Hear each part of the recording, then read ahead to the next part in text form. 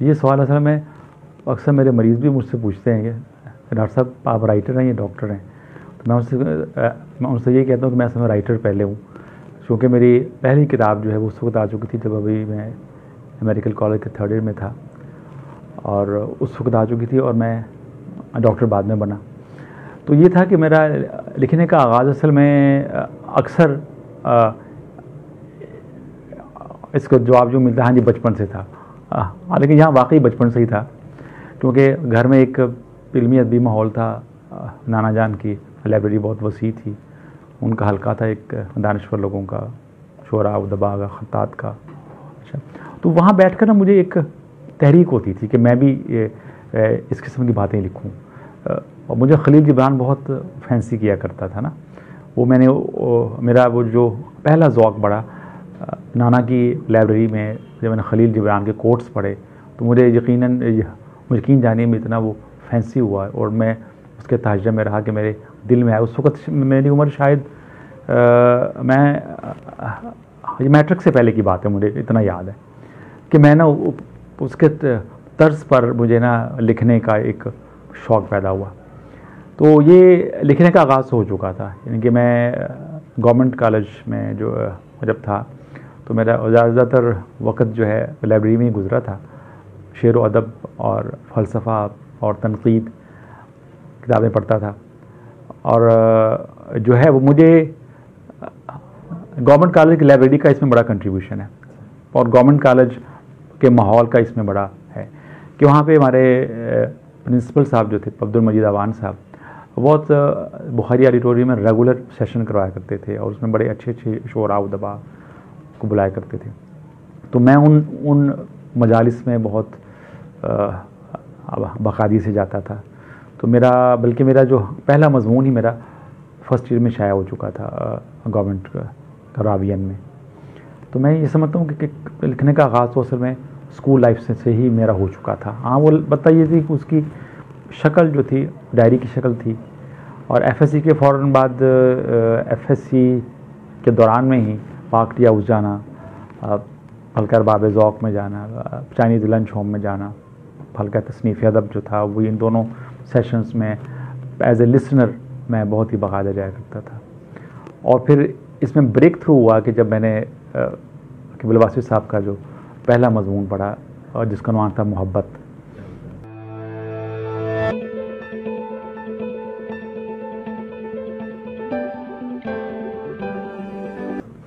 मैं अर्ज़ कर रहा हूँ कि जो मेरी तहरीर में और फ़िक्र में, यानी कि आप यूँ समझ फ़िक्र व फ़न में जो ब्रेक थ्रू हुआ, एक आप समझ ज़लज़ला जो आया वो उस वक़्त आया कि जब मैंने क़िबल वासिफ़ साहब का मज़मून पढ़ा जो नवाए वक़्त के पदवी एडिशन में।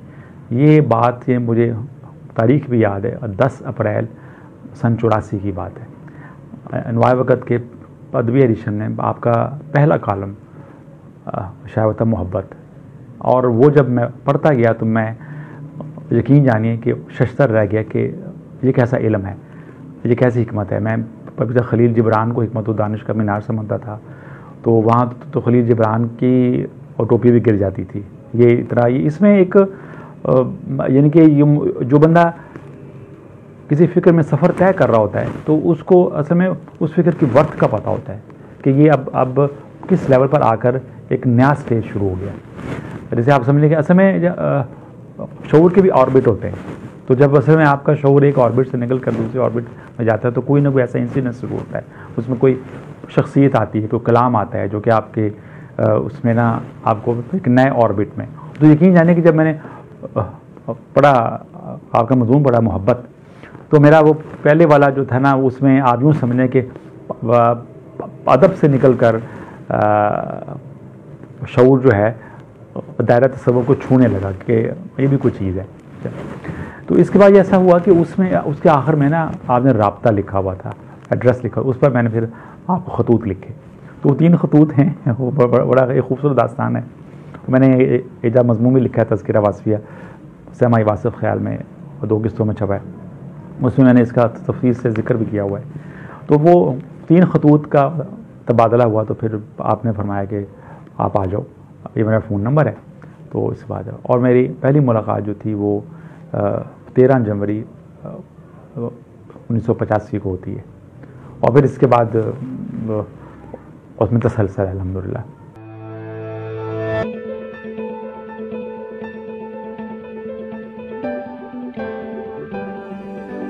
सबसे पहले ना फैज़ को डिफ़ाइन करना चाहिए कि हम आखिर किस चीज़ को कह रहे हैं कि फ़लाँ शख्स फैज़ याफ्ता है। कहीं ऐसा तो नहीं कि हमने फैज़, हम किसी और चीज़ का नाम हमने रखा हो फैज़, क्योंकि हम जब अपने आप को बयान करते हैं तो हम लफ्ज़ों के हातमताई बन जाते। छोटे से जज्बे के लिए भी एक बहुत बड़ा माउंट एवरेस्ट जैसा लफ्ज़ तराश कर लाते हैं कि अगर हमें कि किसी से महज उनसीयत हो तो हम कहते हैं मोहब्बत हो गई। अब उनसीयत में मोहब्बत के दरमियान वो 7 आसमानों का फ़र्क भी है। तो सबसे पहले तो हमें ना मोटा मोटा ये डिफ़ाइन करना चाहिए कि फ़ैज़ क्या चीज़ है। फैज़ क्या सब आप उसको कहेंगे जो नॉन टेंजिबल चीज़ होगी ना, आप उसको फैज़ कहेंगे।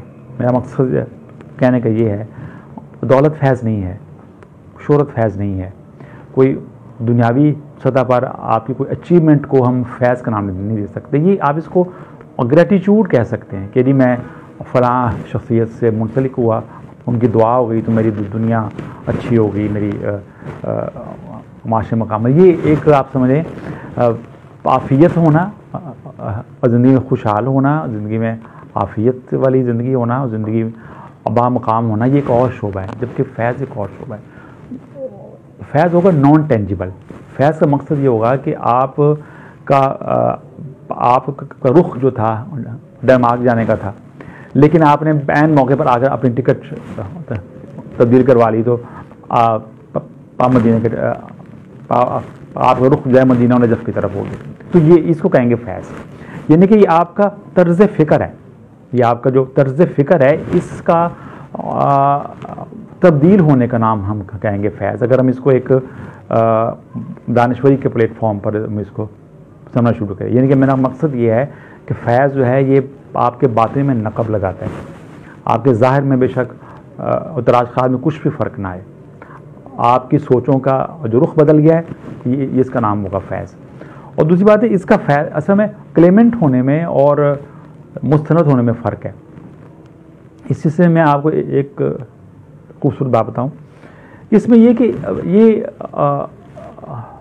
मुअर्रिख़ लिखेगा, ये आप नहीं लिखेंगे कि मैं फैज़ याफ्ता हूँ। ये आपके काम से और आपके कलाम से या जो कुछ भी एक्टिविटी आप कर रहे हैं, इसका जब एक मजमूई एक शीट बनेगी, तो जब ये तारीख़ के एग्जामिनर के पास जाएगी तो वो इस पर लिखेगा मार्क, और इसका फ़ैसला होता है आपके जाने के बाद। आपकी ज़िंदगी में तो झूठी सच्ची आवाज़ें मिल रही होती हैं ना, कि एक शख्स जो है दुकानदारी कर रहा है, वो दुनिया में मशहूर, उसको भी कह रही मुझे पीर साहब का फैज़ हो गया, मेरा कारोबार चल गया। अभी मेरा तो ख्याल है कि शायद उसको पीर साहब की बदवाने लग गई हो कहीं, कि वो पाकबा से गाफिल हो गया, उसने जिस तरफ जाना था उधर जाने की बजाय उसने 4 दुकानें और खोल ली। तो सबसे पहले हमें इसको करना चाहिए कि आपको मादी पैराडाइम से निकल कर आपका शऊर जो रूहानियत के पैराडाइम में जब आता है, तो इसको हम कहेंगे फैज़ है। तो ये इसका फ़ैसला होता है बाद में। एक और इसमें एक नुक्ता मैं आपको तारीख़ी हवाले से एक बात कर दूं कि असल में ये कहने वाले से नहीं होता, मानने वाले का नाम है फैज़। इसकी सनद, तारीख़ी सनद ये है कि सीरुल औलिया में हज़रत निज़ामुद्दीन औलिया रहमतुल्लाह अलैह लिखते हैं कि अगर एक पीर जो है अपने मुरीद को 100 मरतबा भी कहे कि जा तो मेरा, जा मैं तेरा पीर नहीं हूँ, जा मैं तेरा पीर नहीं हूँ, इससे कोई फ़र्क नहीं पड़ता।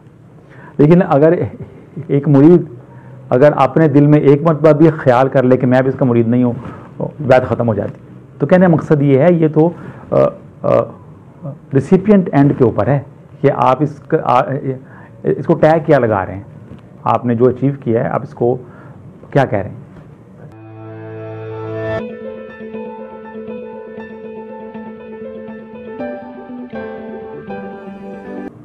ये इतला यकीनन मेरे लिए भी जो है बड़ी खुशकुन थी, क्योंकि मेरी तो कोई ऐसा सोशलाइजेशन नहीं है। आपको पता है कि मेरा प्रोफेशन जो है बीइंग डॉक्टर, मेरा क्लिनिक से निकलना और घर से निकलना बहुत दुश्वार होता है।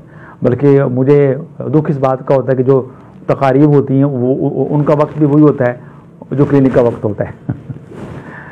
और डॉक्टर को तो संडे को भी छुट्टी नहीं होती है क्लिनिक से। वो जो मुझे जब टेलीफोन आया पिछले साल इस्लामी यूनिवर्सिटी भागलपुर से, डीन हैं जो उर्दू डिपार्टमेंट ने की, हमने आपकी किताबों पर हमने एक एमफिल कर रहे हैं, तो एक मोहतरमा हैं वो एमफिल करना चाहते हैं, तो वो आप उनको टाइम दें। तो मेरे लिए ये एक इतला थी, और ये मुझे इसको मैं इसलिए भी एजाज़ समझता हूँ कि जो है ये वही डिपार्टमेंट है जहाँ से क़िबला वासिफ़ साहब के ऊपर पीएचडी हो चुकी है। वो यकीनन जिन लोगों ने आपके ऊपर पीएचडी की है उनके सामने कुछ मेरी तहरीरें भी गई होंगी, तो उन्होंने जब उसमें देखा हो तो उन्होंने सोचा होगा कि इस बंदे की तहरीर के ऊपर भी कुछ काम होना चाहिए। तो इसके बाद अभी कुछ पिछले दिनों एक और यूनिवर्सिटी से, एक और यूनिवर्सिटी की तरफ से भी आया फ़ोन। अब चूँकि वो प्रोसेस में है अभी, तो मुझे उन्होंने रिक्वेस्ट की हुई कि अभी आपने डिस्क्लोज़ नहीं करना, वरना ये ना हो कि हमने जो ये टॉपिक लिया तो कोई ये टॉपिक और अप्रूव ना करवा ले। तो अल्हम्दुलिल्लाह एक एमफिल का सीज़न मुकम्मल हो चुका है, और दूसरा लाहौरी की एक यूनिवर्सिटी है जो मेरी तहरीर उनके ऊपर कर रही है अल्हम्दुलिल्लाह।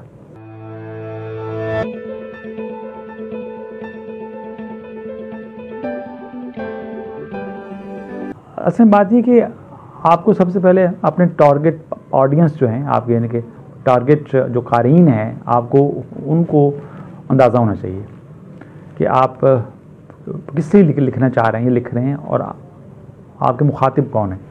जब तक आपके सामने आपके मुखातिबीन को अंदाज़ा नहीं होगा, आप नहीं लिख सकेंगे। वो सहाफ़त तो हो जाएगी, लेकिन वो अदब नहीं होगा, या कोई तहरीक नहीं होगी, या कोई इस्लाह का पहलू उसमें नहीं होगा। असल में इसमें एक खूबसूरत बात मैं आपको बताऊं कि जो मुसन्निफ़ होना, बेसिकली मुसन्निफ़ होना एक उस्ताद होने के बराबर है। और इसी से मुझे क़िबला वासिफ़ साहब का एक कौल याद आ रहा है कि आप फरमाया करते थे कि जब तक तुम्हारी कोई क्लास ना बने, उस्ताद ना बनना। तो पहले आप अपनी क्लास को डिफ़ाइन करें।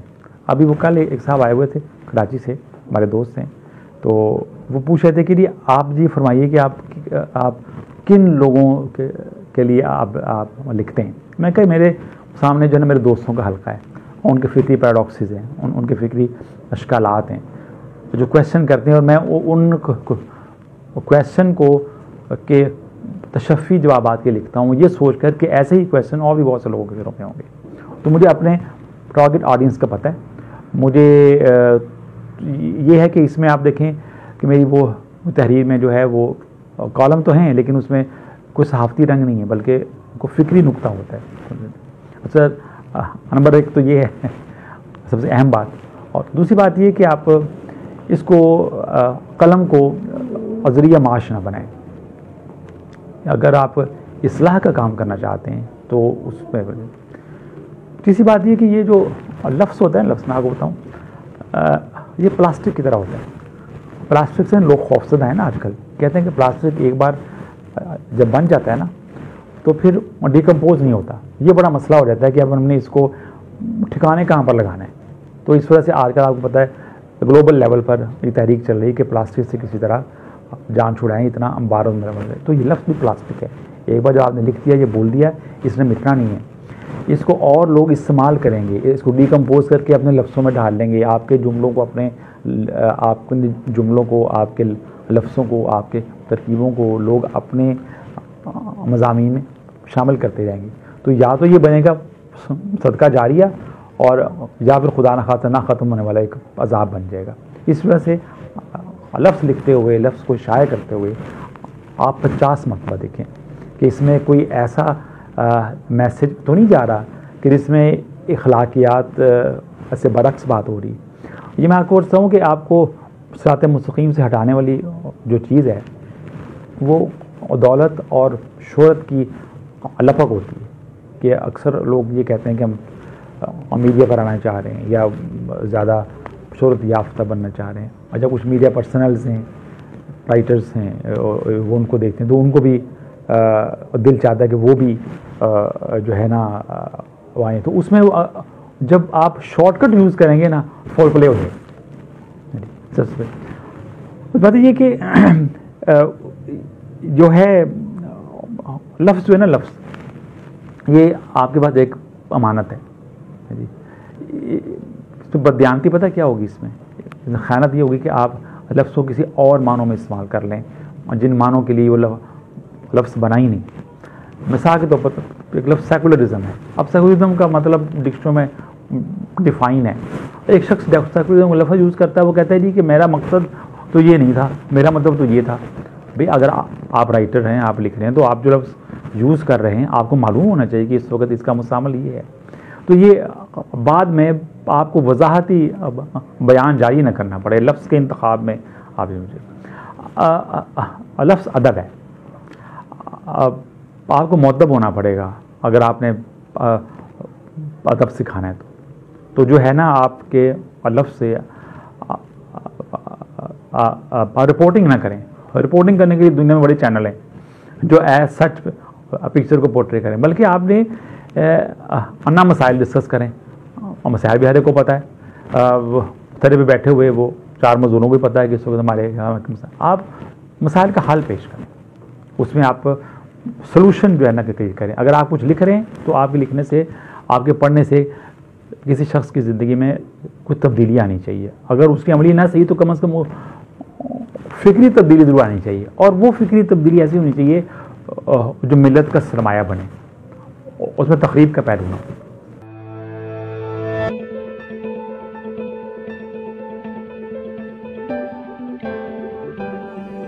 तहरीर के हवाले से मैं आपको अपनी ज़ाती बात मैं बता सकता हूँ कि जो पहले मैं लिखा करता था, तो आपने फरमाया कि अगर तो मुझसे इस्लाह लेनी तो लिखना बंद कर दो।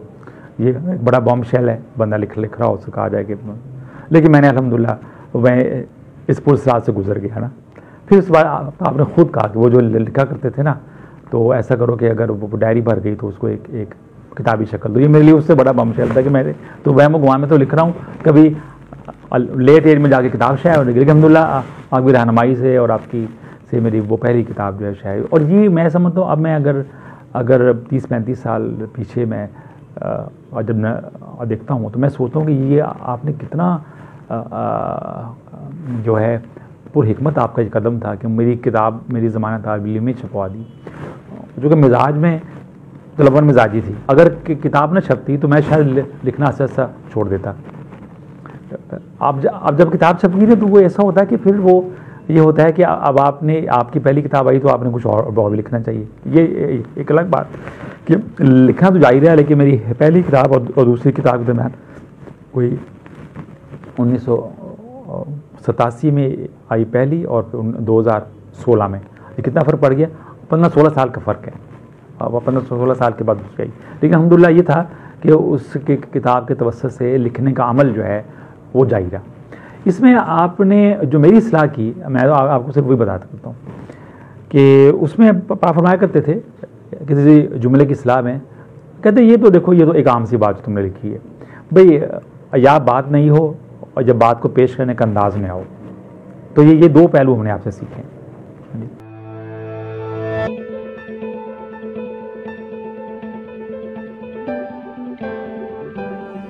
असल में आप ये ना पजीराई हासिल करने के लिए नहीं लिखना चाहिए, पहली बात तो ये। असल में बात ये है कि लिखना जो है वो महज लिखना नहीं है, लिखना एक पूरा एक अमल है। और ये अमल जो है ना, ये आपके यहाँ एक बड़ी दिलचस्प बात होगी जो शायद आपको बड़ी आउट ऑफ द वे लगे कि यहाँ पर अमल पहले है और कौल बाद में है, कि आपने किसी अमल में से गुजरना है पहले, फिर आपने उसको फिर कलम बंद करना है। आपने तालीफ़ नहीं करनी। तालीफ़ करना और चीज़ है ना कि 4 किताबें पकड़ कर आपने 5वीं लिख ली, मैं इसकी बात नहीं कर रहा। मैं कहता हूँ कि जो एक तख्लीकी तहरीर है उसमें आपको किसी क्राइसिस से, किसी सोशल डायलेमास में से आपको गुजरना पड़ता है, और फिर उसके बाद आप अपना एक्सपीरियंस लिखें। अपना एक्सपीरियंस इस तरह लिखें जनरलाइज के वो दूसरों के लिए भी एक मौका बन जाए कि जब आप इस गली से गुजरें तो आप ज़रा देख कर गुजरिएगा, इधर से छींटे ना पड़ें। लेकिन आपको ना सफ़र करना पड़ेगा। अगर आपकी तहरीर में अगर आपको तख्लीकी नौइयत की अगर तहरीर है तो ये महज कोई एकेडमिक एक्टिविटी नहीं है। मेरा कहने का मकसद ये है कि जो तहरीर है ये एक गुजरने का अमल है। और याद रखें कि आपको अपनी संगत तक पहुंचने में एक उम्र दरकार होती है। आहिस्ता आहिस्ता आहिस्ता आहिस्ता ऐसा होता है कि फिर आप जिस ख्याल के मुसाफिर होते हैं, आपको उसी ख्याल की संगत के लोग मिलना शुरू हो जाते हैं। But it takes a lot of time, many decade. अगर आप सब्र कर सकते हैं तो वेल एंड गुड, फिर आपको संगत भी मिलेगी और उस संगत को एड्रेस करने का इजाज़ भी मिलेगा।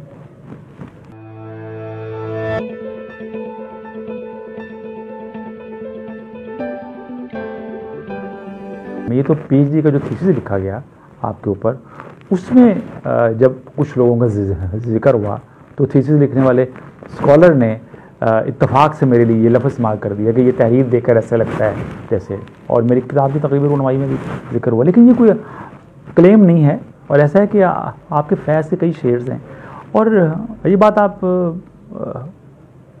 ज़हन में रखें कि हम तो इस वक्त आपकी बुक्स डिस्कस कर रहे हैं कुल साहब की। असल में आप वली पहले हैं, राइटर बाद में है।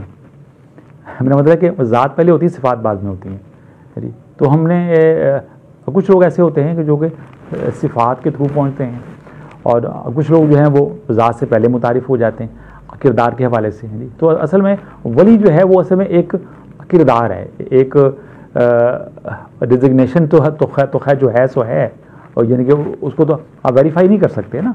किसी अगर मैं कहता हूँ कि फलां शख्स वली है तो अब आपके ऊपर है, चाहे आप माने चाहे माने, लेकिन ये कि उसका किरदार ऐसा होना चाहिए, या उसका किरदार आपको जो ऐसा मिलेगा जो आपने किताबों में पढ़ रखा होगा कि पुराने वक्तों के वलियों का किरदार ही होता है। तो असल में ये किरदार बोलता है